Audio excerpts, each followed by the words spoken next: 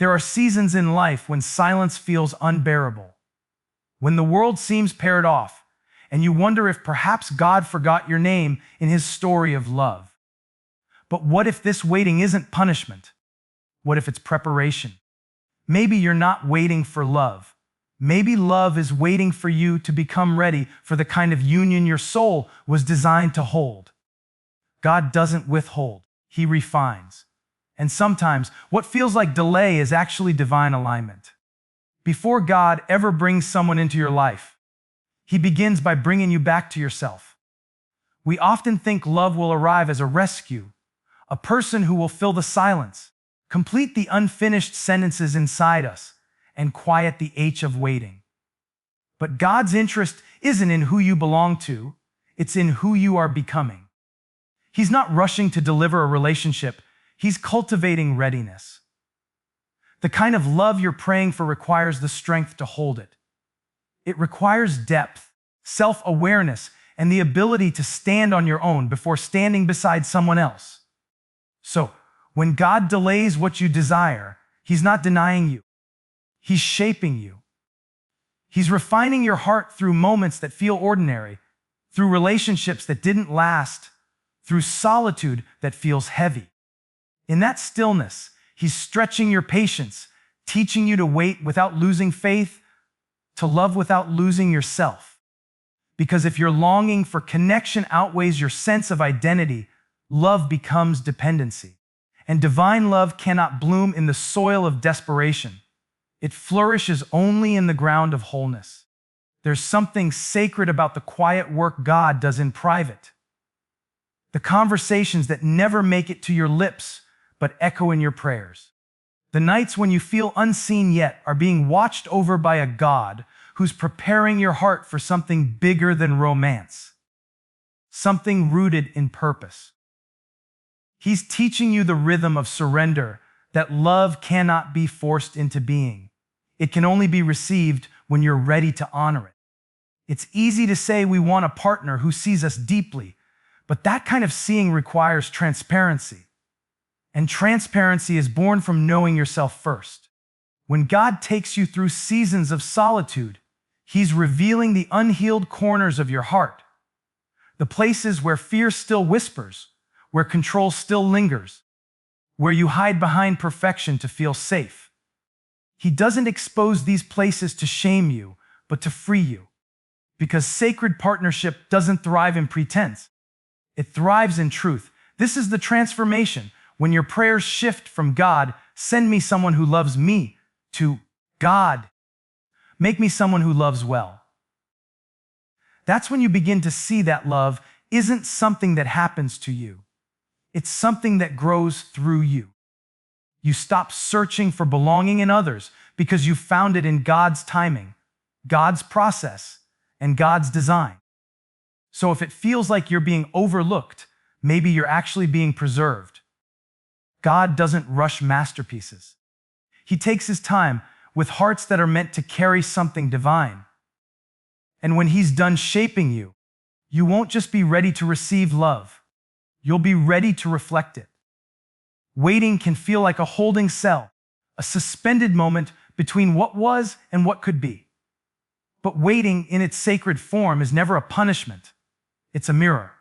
It reveals what we believe about love, about God, and about ourselves when there is no one there to reflect it back. We think waiting is about time passing, but it's really about transformation unfolding. God uses waiting not to withhold love, but to help us understand the kind of love we're truly ready for. When you're alone, you begin to see yourself without the distraction of someone else's gaze.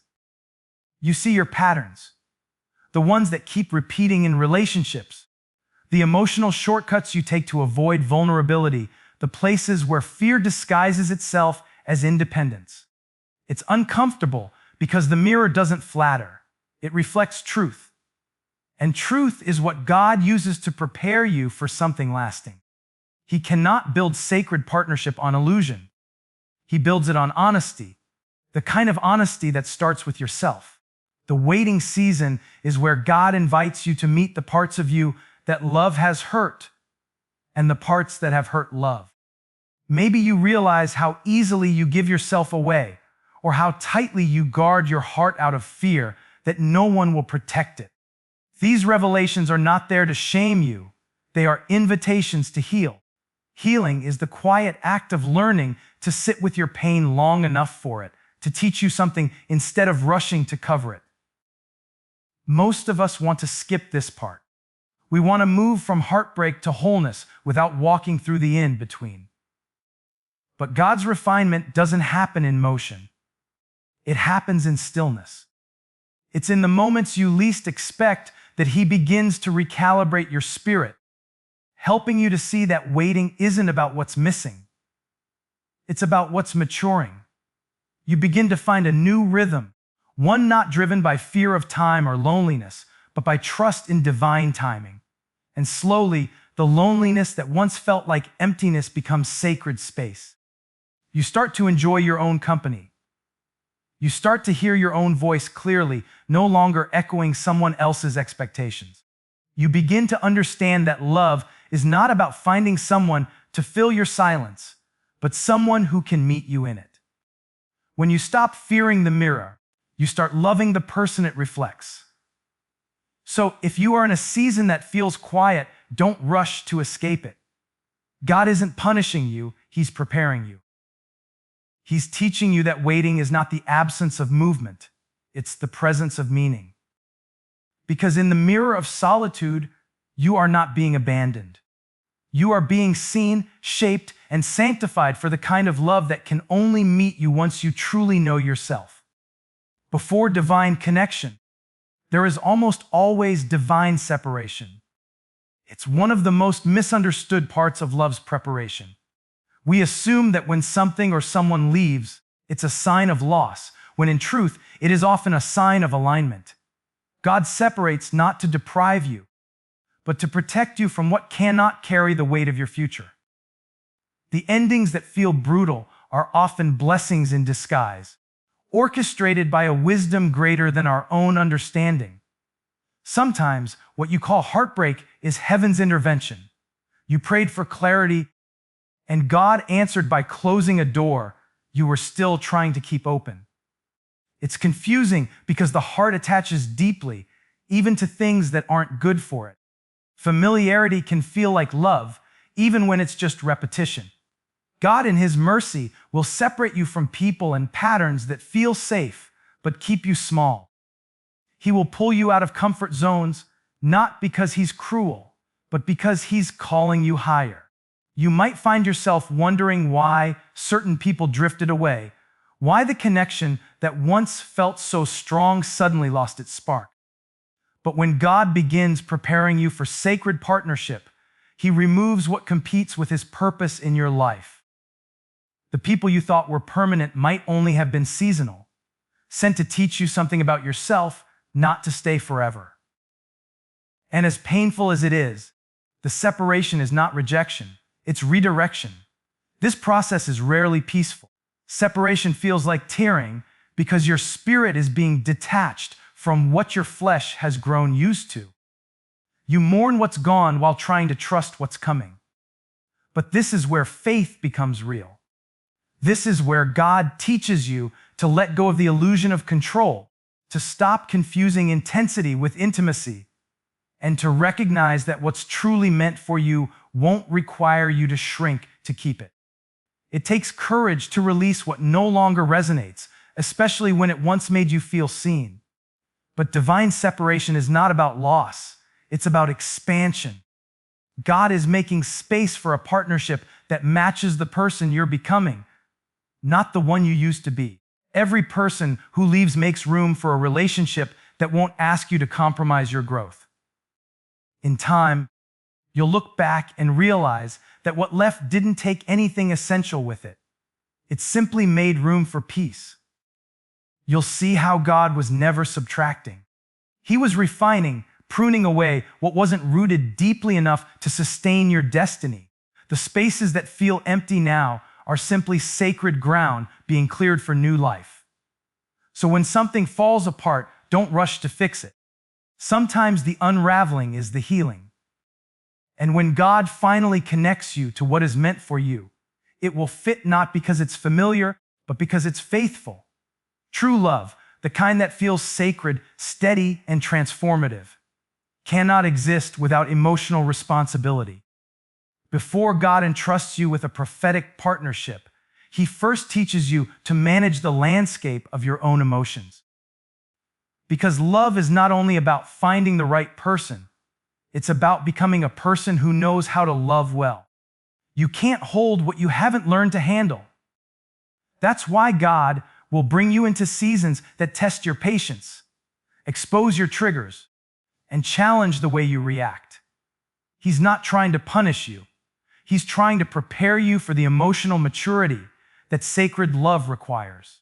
Emotional responsibility begins when you stop expecting another person to fix what only God can heal.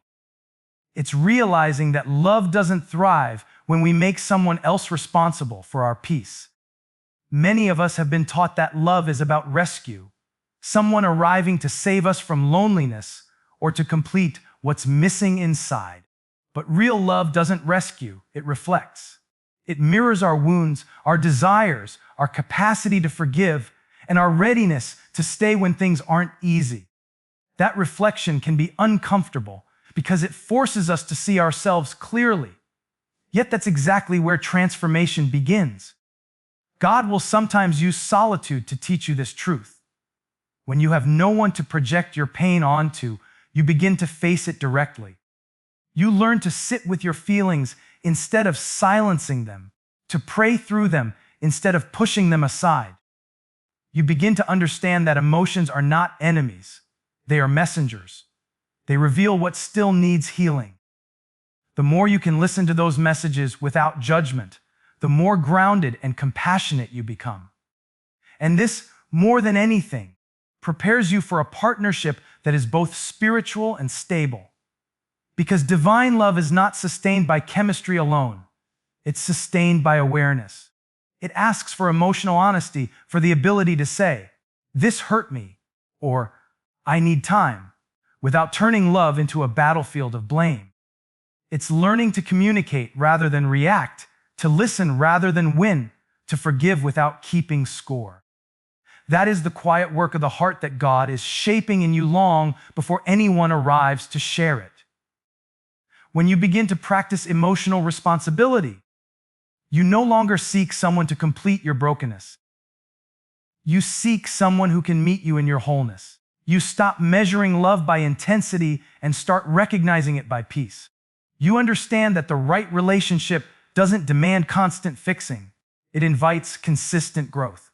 And so, if you find yourself in a season where God is revealing your triggers, your fears, or your unhealed parts, know that it's not because you're failing.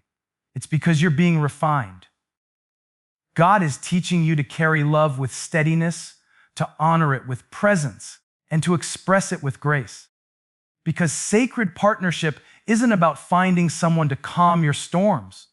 It's about becoming someone who can stand calmly within them. There comes a point in your journey where you realize that love and purpose are not meant to compete. They are meant to coexist. The kind of partnership God prepares you for will never pull you away from who you are becoming. It will propel you deeper into it. Many people lose themselves in relationships that were never meant to hold their calling. They silence their dreams to maintain peace, shrink their voice to keep someone close, and trade their growth for companionship. But divine love doesn't ask you to choose between love and purpose. It teaches you that both can thrive in the same space when they are aligned by God. When God is shaping you for a sacred partnership, He makes sure your mission is clear before your person arrives. He strengthens your sense of calling so that when love comes, it complements rather than consumes. Because if you enter a relationship without knowing your purpose, you'll look for that purpose inside another person. And that's how people lose themselves, when they start living for love instead of living from love. God will not let you find your partner until you find your path. He knows that only a grounded heart can carry a grounded union. This is why some connections that once felt right start to fade when you begin walking in alignment. It's not because something went wrong. It's because your growth shifted the vibration. What once fit your past no longer fits your purpose. God is filtering your relationships through your calling so that whoever stays is meant to walk with you, not distract you. The right person will not be intimidated by your light. They'll help you keep it burning. They will not compete with your purpose. They will protect it. There is a sacred peace in realizing that the love meant for you will not pull you in opposite directions. It will challenge you, yes, but it will never require you to betray yourself. When both hearts are anchored in God, love becomes collaboration, not competition. You push each other toward growth, not control. You create space for individuality inside togetherness. It's not about who leads and who follows. It's about walking side by side with both eyes on the same vision. And when you live this truth, you stop praying for someone to complete your story. You start praying for someone who complements your calling. You begin to see that love isn't about finding someone who fits into your world. It's about joining lives that serve a greater purpose together. It's about alignment, spiritual, emotional, and divine. So, if love hasn't arrived yet, it may be because your mission is still unfolding. Trust that when your purpose matures, the partnership designed for it will recognize you without confusion. And when it does, you'll know. It won't compete with your destiny. It will confirm it. When the love God intends for you finally arrives, it won't feel like striving. It will feel like coming home. After all the lessons, the solitude, the refinement, love won't rush in like a storm. It will enter like a sunrise, gentle, certain, undeniable. The waiting, the heartbreaks, the letting go, they will all make sense in that quiet moment of recognition. You won't have to question whether it's right because peace will speak louder than passion. It won't demand that you chase, prove, or perform. Instead, it will invite you to rest, to breathe deeply into something that feels like grace. You'll notice how different it feels, how unhurried. The connection won't be about filling emptiness, but about overflowing from wholeness. This person won't rescue you from yourself. They'll remind you of who you've become. The love will not feel like adrenaline. It will feel like alignment. You'll find that the loud, chaotic pursuit of being chosen is replaced by a still assurance that you already are. There's no pretending, no posturing, no negotiating for space. You'll be seen without needing to shout, understood without over-explaining, loved without losing yourself. God's fingerprints will be all over it, not because it's perfect, but because it's purposeful. You'll see that every no, every delay, every ending was preparation for this beginning. You'll realize that what once felt like rejection was actually redirection. That God wasn't keeping love from you. He was keeping counterfeit versions of it away. The relationship won't be built on intensity or fear of losing each other. It will be rooted in the calm confidence that you are both meant to be here, together, for reasons deeper than comfort. There will still be growth, still be challenge, but it will be the kind of challenge that refines you, not breaks you. The conversations will stretch you toward understanding, not push you into defensiveness. You will both hold space for each other's imperfections without trying to fix or control. It won't be about finding someone who completes you. It will be about walking with someone who complements the person God has already completed within you. And in that sacred rhythm, love will become less about possession and more about presence. This kind of love feels holy because it is. It is the love that honors God by how gently it holds what He created. It's not flashy, not dramatic. It's steady, it's honest, it's safe. It makes you softer without making you smaller. It feels like a return to peace after a long season of striving. You'll stop asking, "Is this the one?" and start whispering, "Thank you, God, for preparing me to receive this." Because in the end, True love doesn't demand that you chase it. It meets you when you finally become the person who can recognize its sacred stillness.